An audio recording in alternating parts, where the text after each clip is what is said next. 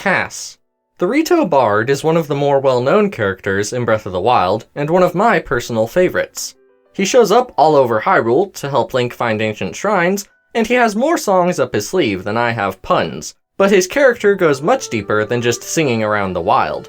Today, I'd like to take a look at how Kass spends his time in Hyrule, from morning to night each day, and what changes with him along Link's journey.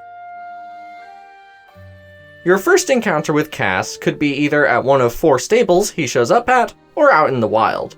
He recognizes the Sheikah slate Link carries, but doesn't press Link on the matter. At a stable, Kass will sing to Link of the calamity 10,000 years ago, providing a similar account to what Impa has to share.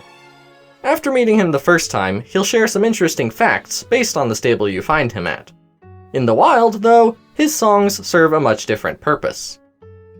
Should you find Kass out in the wild, he will offer to share a song about the area, which usually leads to an ancient shrine after you solve the song's riddle. He learned most of these songs from his teacher, many of which have been passed down since ancient times. Kass is dedicated to traveling all across Hyrule, learning these songs so that he may pass them on to Link when they cross paths. Occasionally, though, even the most dedicated bard must take a rest and gather his songs. As it turns out, Kass has a spot to do exactly that. If you find yourself around Washa's Bluff near Hyrule Ridge, Kass might give you the shrine quest Under a Red Moon. Near Kass, though, is a small shelter with a single book inside. The shelter itself is reminiscent of the homes in Rito Village, and the book contains notes on the various songs that Kass has gathered over time. It would seem that this place serves as a little outpost or hideout for Kass while he is out learning songs. However, this place certainly doesn't serve as his home, so what does? By speaking to Kass at the Rito stable, you can hear a bit more about his home in Rito Village that he has left behind, and his wife and children who live there. He admits that he is rather homesick, but he won't return to his hometown until he has passed on every ancient song to Link. Once he does pass them all on, however, he will return to Rito Village and perform with his daughters.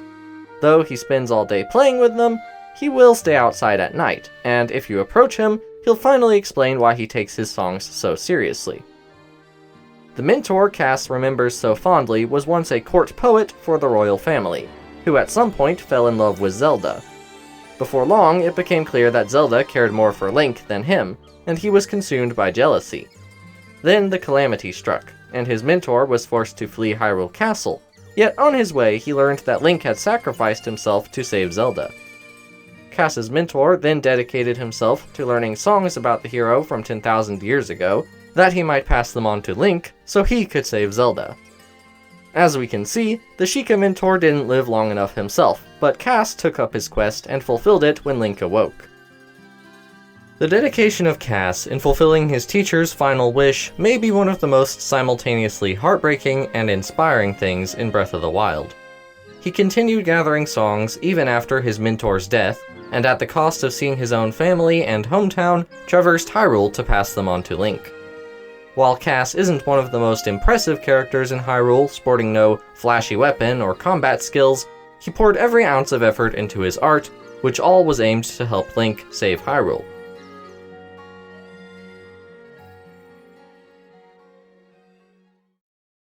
If you happen to have the Champions Ballad DLC, you'll be seeing a lot more of Kass as you go through the additional story. He provides you with songs that lead you through the extra content, and when you complete the whole thing, he gives you a familiar photograph which you can display in your home.